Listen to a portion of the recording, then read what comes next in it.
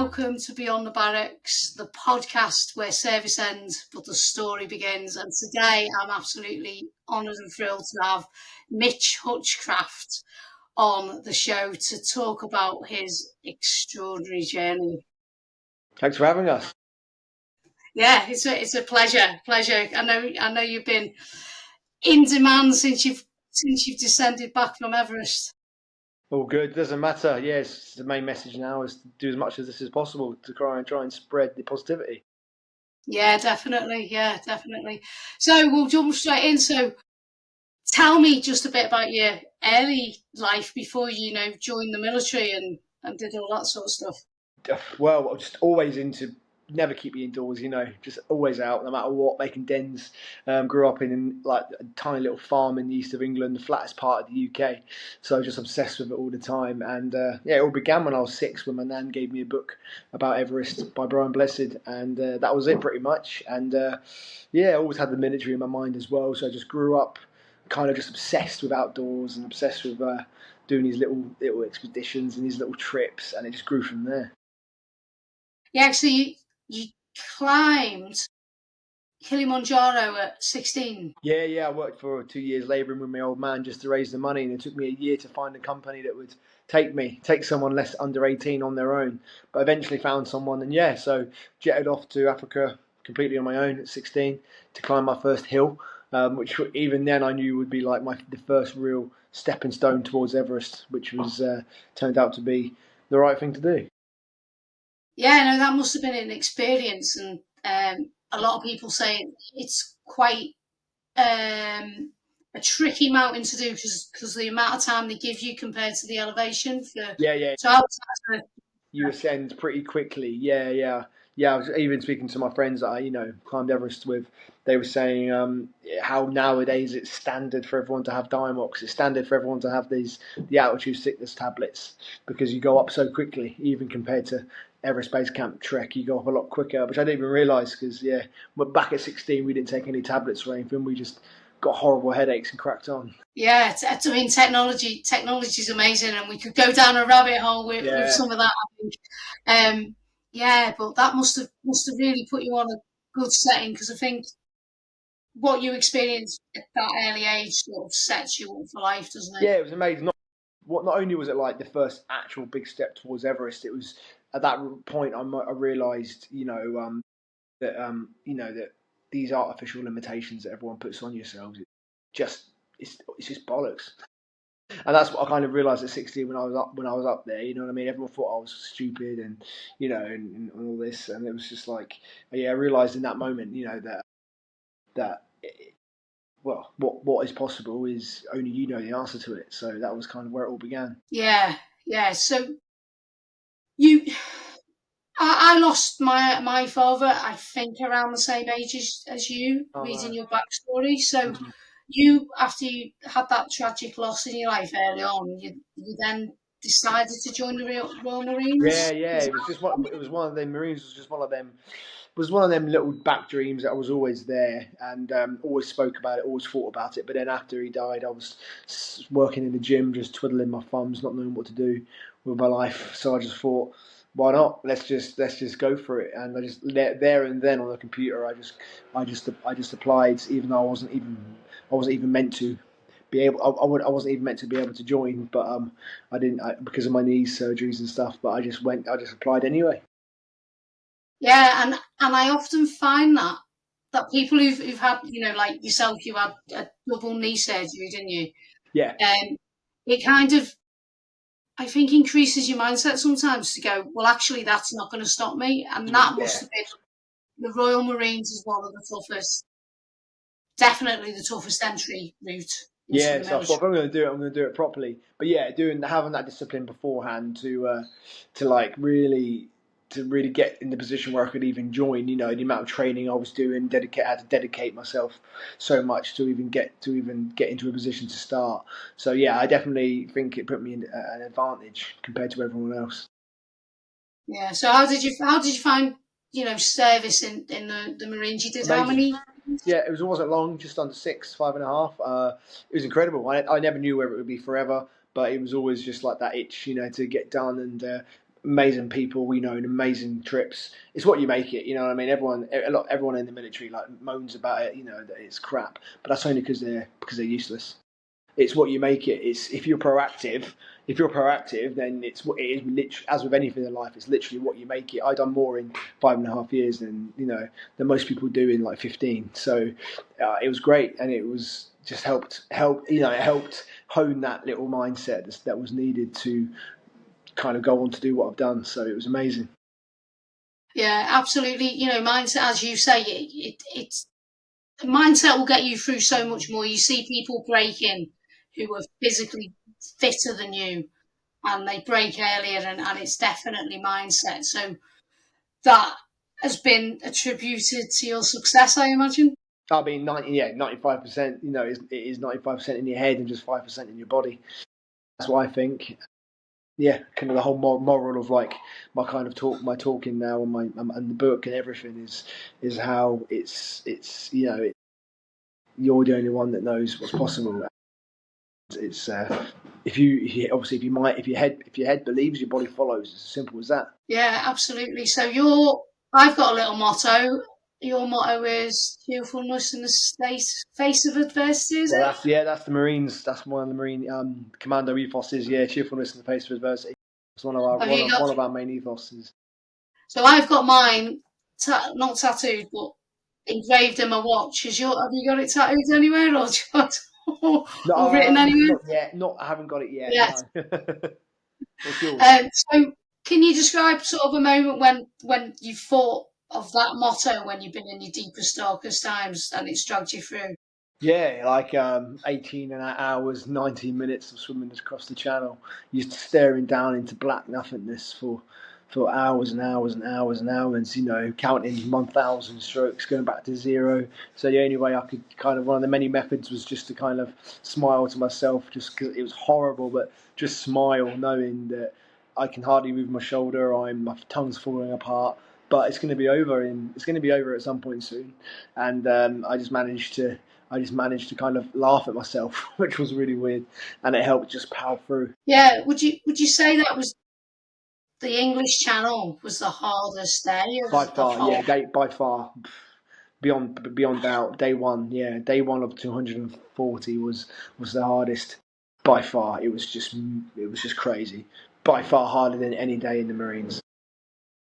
Yeah, and then obviously that was like one of your first days, and then you've Yeah, still I was so got all thankful this for it. journey to do. I ended up being so thankful that it was one of the toughest swims of the entire year, because every day after that, it's like every single day after that, just I compared back to that moment, compared back to that day, and I was like, nothing's going to be as bad as that. And whenever things did get crap on the bike and on the run, when I was in so much pain I could barely walk, I just thought back to that and I just said, get over it. You managed. You didn't drown in the channel, so you can get through this. Yeah, that's quite incredible. Like you, that the closest section to home, nearly Yeah, I not. always knew day one would be the closest to failure. I always knew. That's why 95% of my training for the entire expedition was just swimming, was just for day one.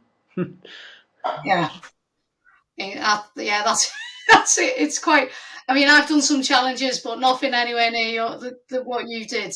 And to have a tough day on day one is pretty hard to get up the next day. Yeah, it is. But then as with anything, we never forget. Before that, there was one speed march we did, and I always compared the rest of the training, and I always compared it to that one march, and then even like all the commando tests were a piece of piss compared to that one march we did. And so it's just be thankful when something really tough happens. Don't look at it as that was shit. Look at it as that's a benchmark for next time for me to absolutely smash it. Yeah, yeah, I love that. It's because you do need context, don't you, Yeah. to take the next step. And I think, Massively. yeah. So you mentioned you had, two knee surgeries Yeah. in your life. So did that, how did you get over that during the expedition, or was that pretty much you cope with the pain every Just kind day, of cope or? with the pain. I knew that, like, I knew that probably the cycle would be okay because I'd already done the cycle across the US in training for it. So I knew that non weight bearing, would be okay. But I was worried, obviously, about going from cycling 140k, 50k every day for 4 months straight, just under 12,000 kilometers non-stop cycling, to then transition within 2 days to then go straight into a 900k ultramarathon, having not run 1 mile in 6 months.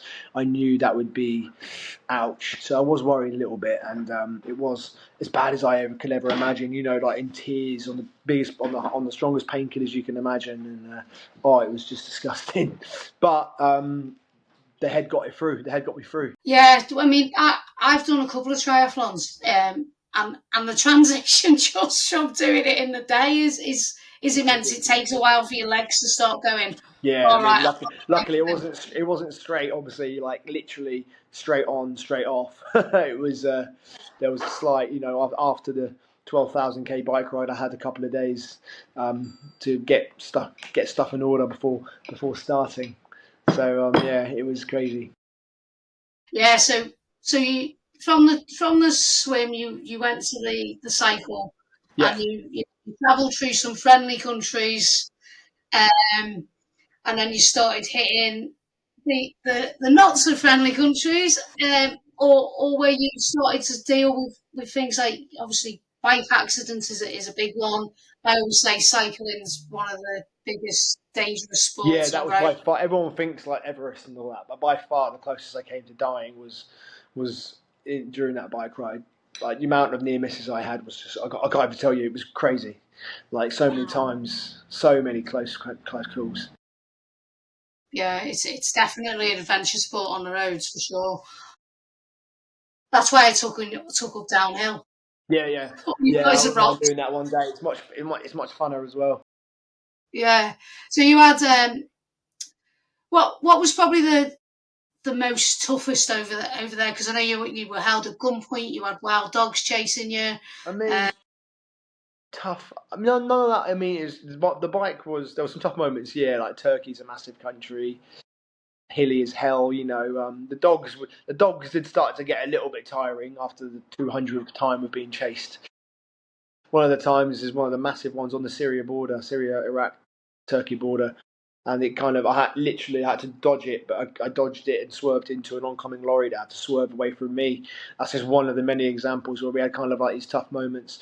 But there was just lots of days where it was really hard. I mean, mostly towards the start, ironically, when there's so much in front of you and you've just got to like blank it out of your head how much you've got in front of you. Like I ended up lost in the German forest for like 2 hours when the maps took us off, and I was just like carrying the bike through this forest in the worst rain you've ever seen, knowing I had 10,000k of open road ahead of me. I was just like, Jesus, what am I doing here?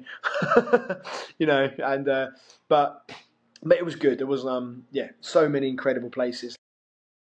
The people, the friendliness of these countries, and the people was just incredible. yeah. I'm a massive dog lover. I work for a few dog charities, so you need to tell me about Buddy, because I've heard about him a bit. Yeah, yeah. No, I mean, he helped me at the start. So the first 2,000k, or first 1,500, 2,000k, yeah, I pulled him in the doggy trailer behind me. So from Calais to Budapest, he was with me for a lot of it, not all of it, but for a lot of it, being pulled on his doggy trailer. So he came with me for the first 5 countries. Yeah. So he was your actual pet, or you found him on the way? Yeah, I wish I found him, bless him. No, I bought him 4 years ago. When I left the Corps, when I left the Marines in 2021, it was a bit of a hard time back then. Just after I left, it was COVID. I bought them for my mum. Both of our dogs. So unfortunately, my cousin killed himself. My cousin hung himself when I left the Marines, and then my mum was like clinically depressed.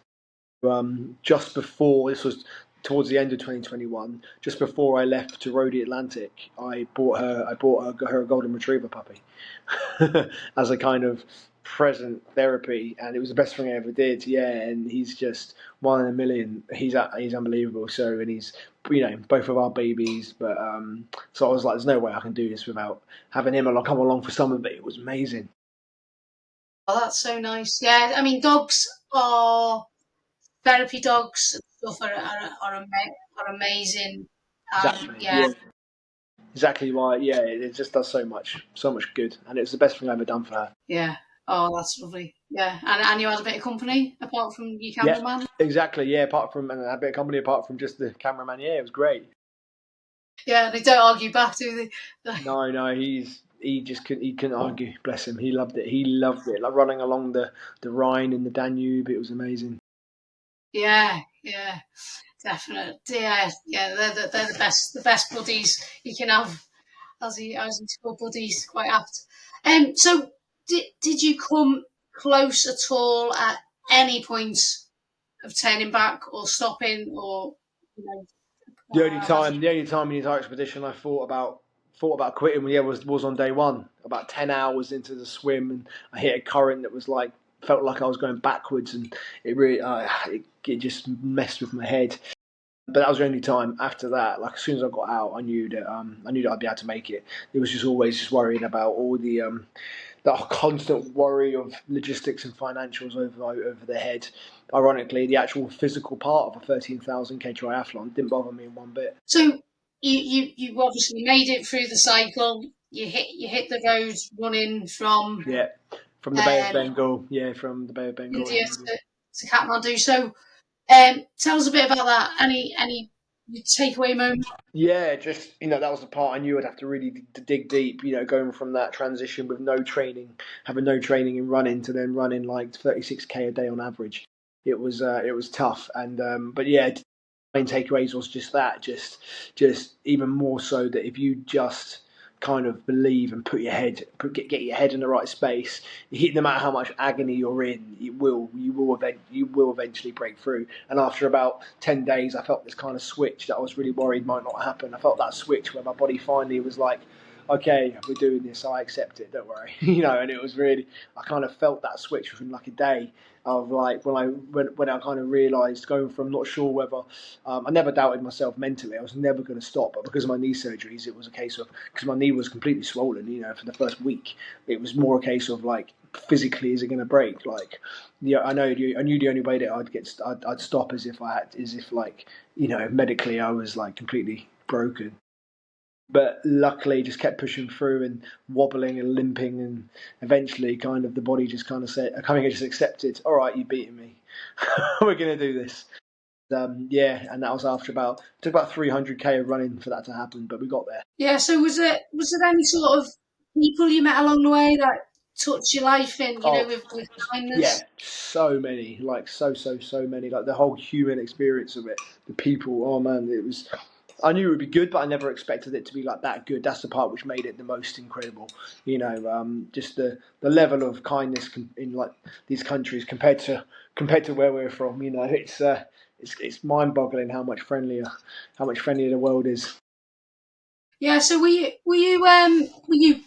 camping along the way, or was it a mixture of Yeah, huts? a mixture of wild. Basically, it's a complete mixture of wild camping or just sleeping in the cheapest motel or hotel you could find. Like wherever you were. Like a lot of the Middle East, it was just wild camping, and wherever we'd stop because a follower gave us a truck, so we just stop and we'd be wild camping in sand dunes on the beaches, and on the canyons in Oman, and it was incredible. And then some places, like in Iraq, you can't camp and stuff. So you'd have to kind of find just the cheapest place to get your head down, basically.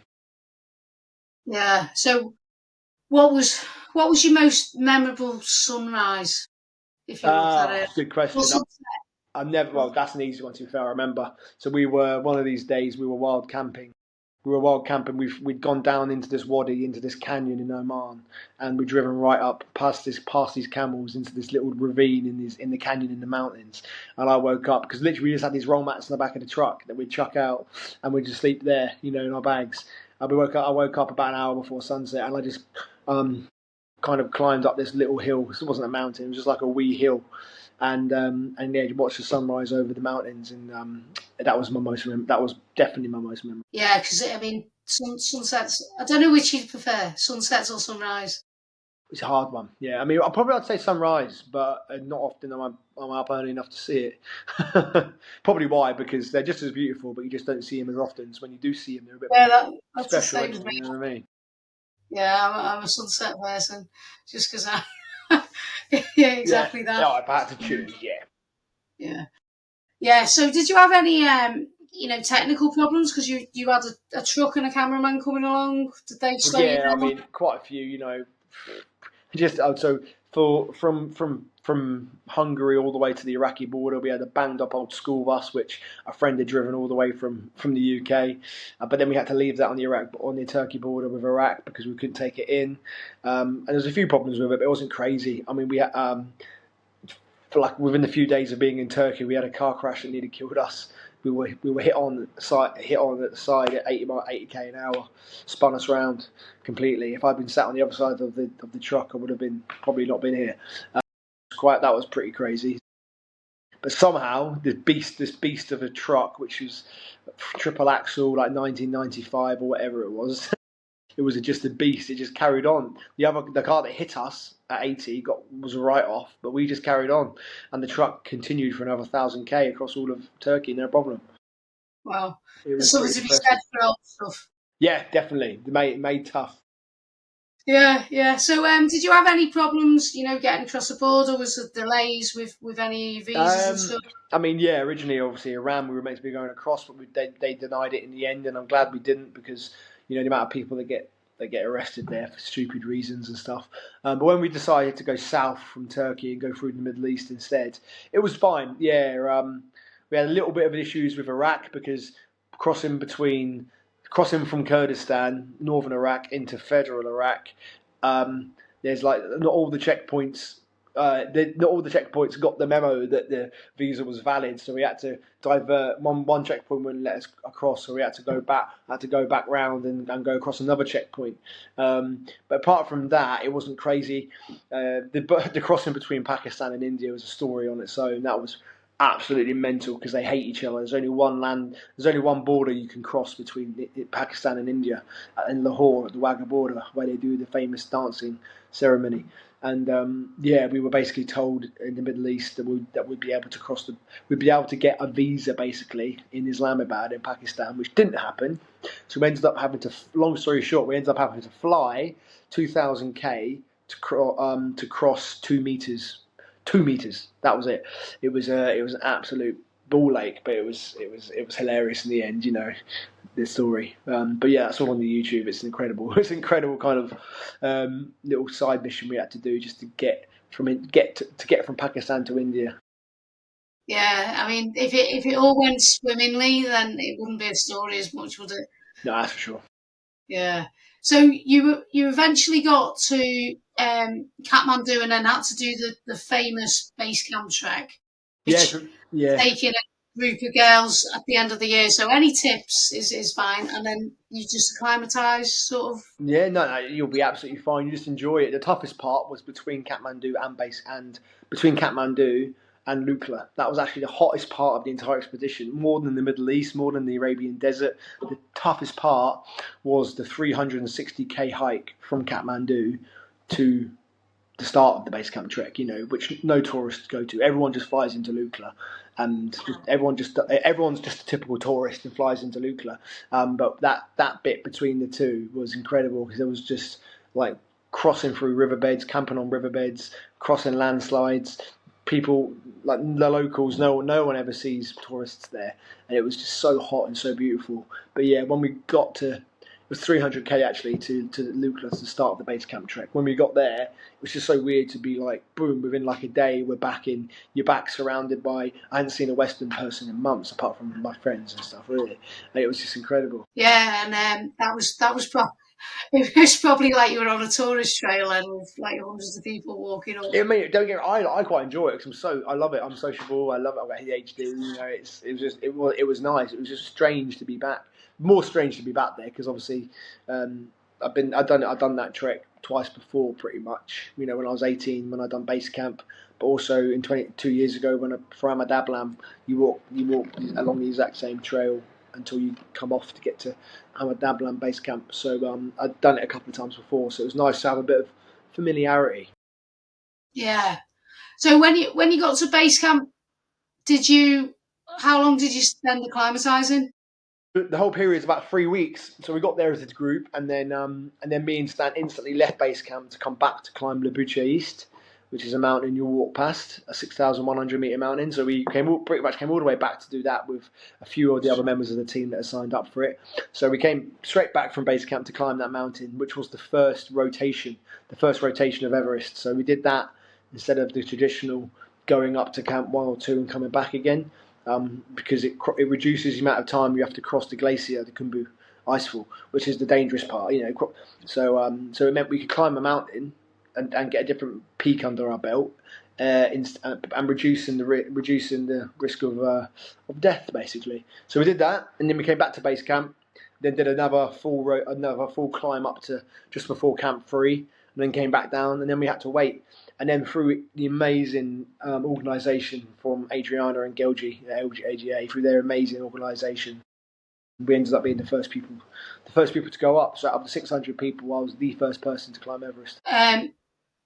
That must have helped, because you didn't have to sort of hang around in these massive queues like you see all over social. Yeah, it was so thankful. It was like, so probably less than 5% people, in the less than probably 1% of people that have climbed Everest that had that view of just nothing, and as it was originally back 70 years ago. So I was so thankful. It was absolutely stunning. Like, lived up to every dream.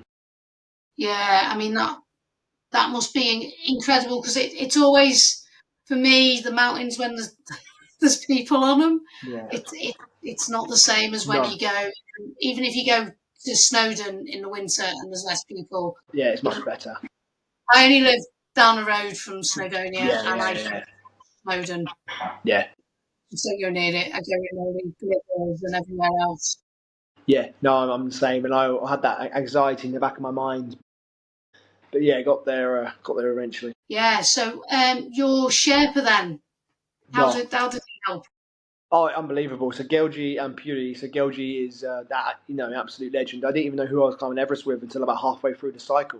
But then when him and Adriana reached out to me, wanted to take me, I was like, yeah, because I knew of him. I knew how much of a legend he was, and I just knew we'd be like brothers.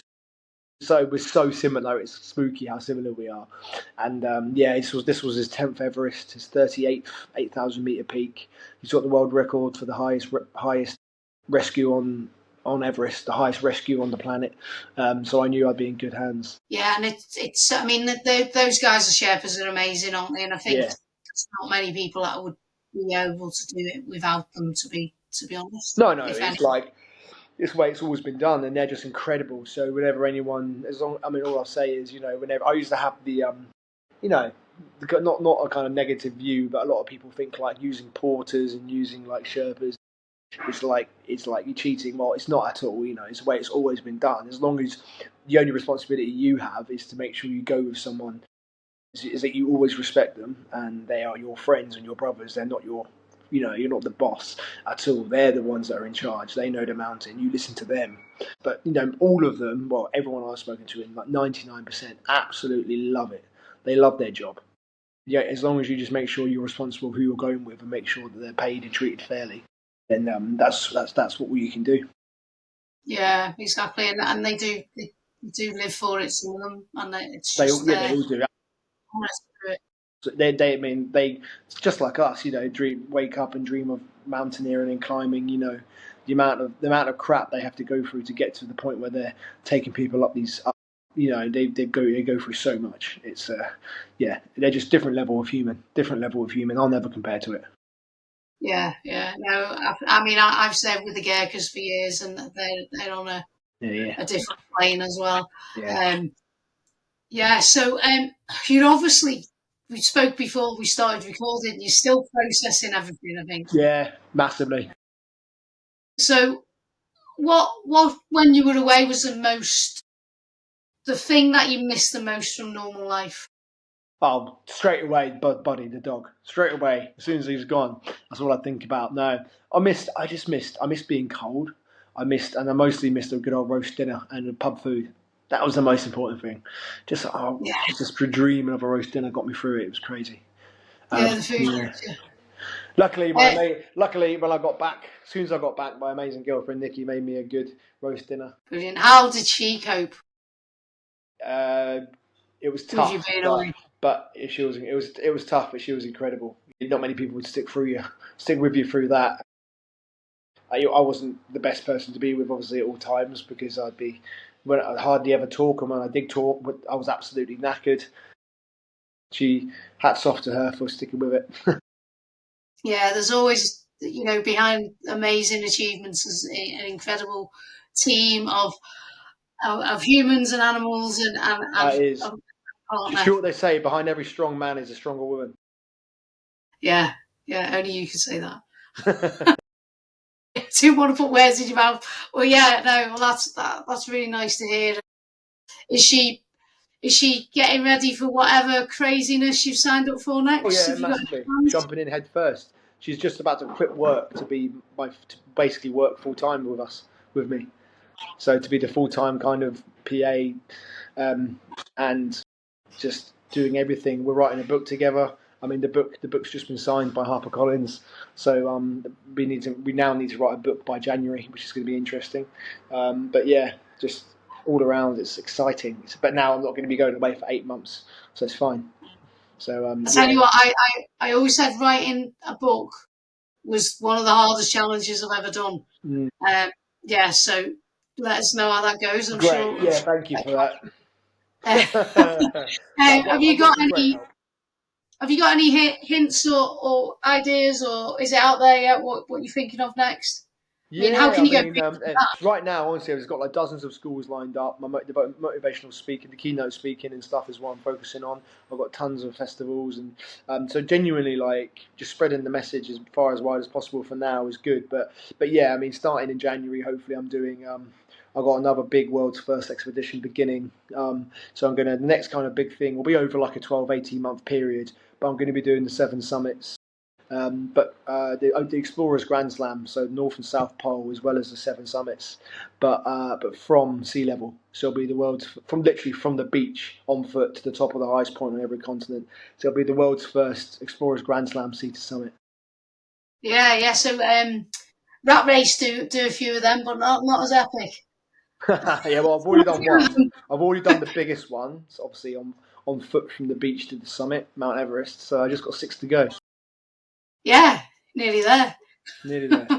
Yeah. So, if you could speak to yourself before you started the expedition, what tips could you give I would yourself? just say, do not worry. Like, I mean, even though I'm like kind of being relentlessly positive is my thing, but I'm like everyone. I'm massively worried. I'm stressed. I get anxious, and as much as like you tell yourself you can't control the controllables, I wish I'd just listened to that more and just relaxed a bit more to enjoy the whole process rather than worrying the whole time. Yeah.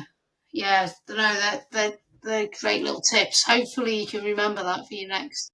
So, I kind of close with the same sort of questions because they Yeah. always come up with interesting answers.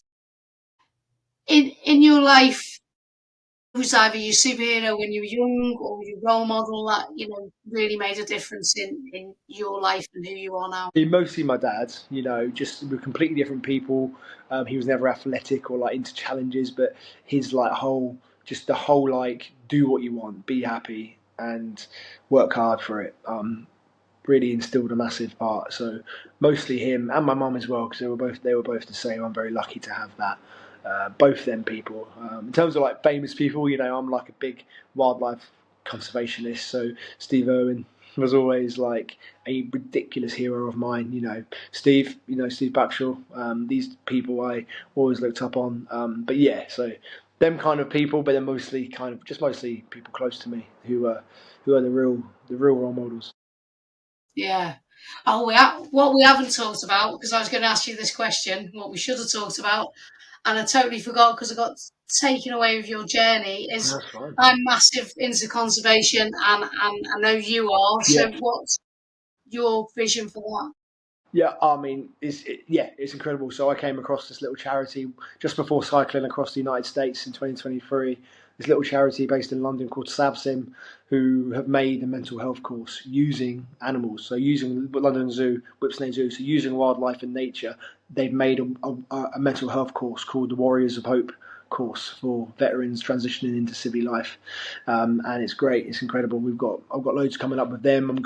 I'm deploying to Africa to help train anti-poaching units. So the only other, so as well as that course, the other 50% of what they do is actually send these people, utilise their skills, send these vets over to places like Africa to help train anti-poaching. So it's incredible. It's a great little dual purpose charity. Oh yeah, I love that. I haven't heard of them, so Yeah, that really sounds good. incredible. Really good.